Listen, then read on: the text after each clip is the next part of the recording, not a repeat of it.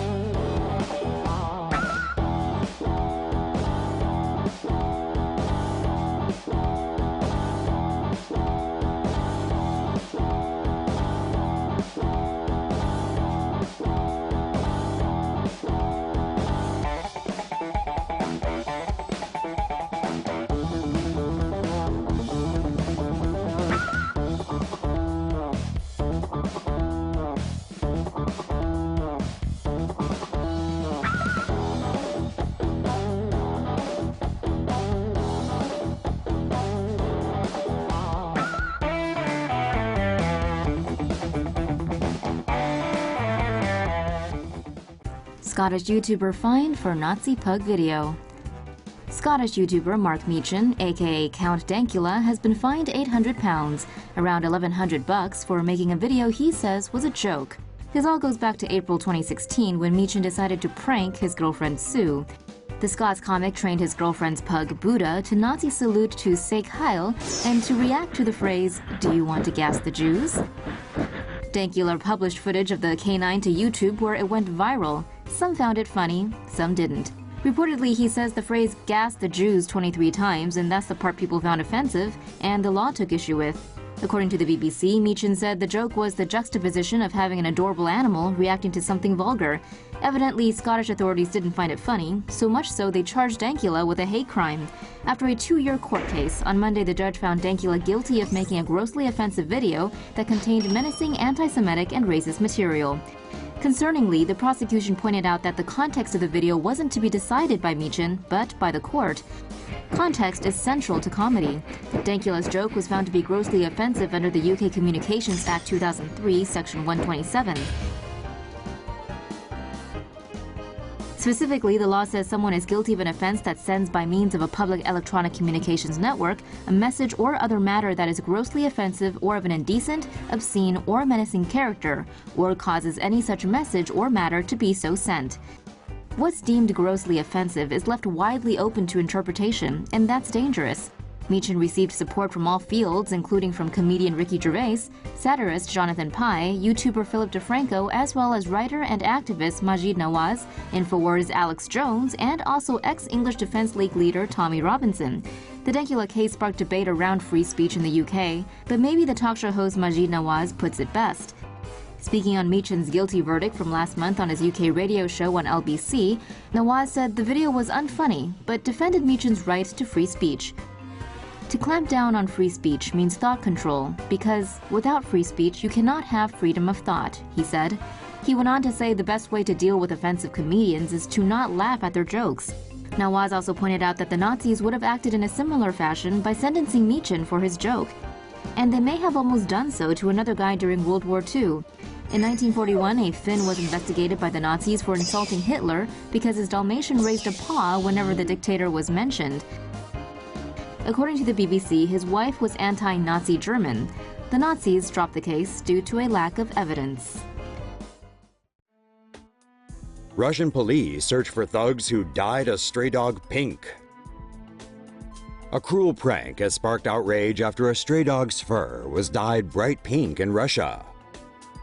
The incident took place in the city of Izvizvik in Russia's Udmurt Republic. Someone must have thought it would be funny to make the canine look fabulous. We're not exactly sure how the dog was dyed pink, but we imagine something like this may have happened.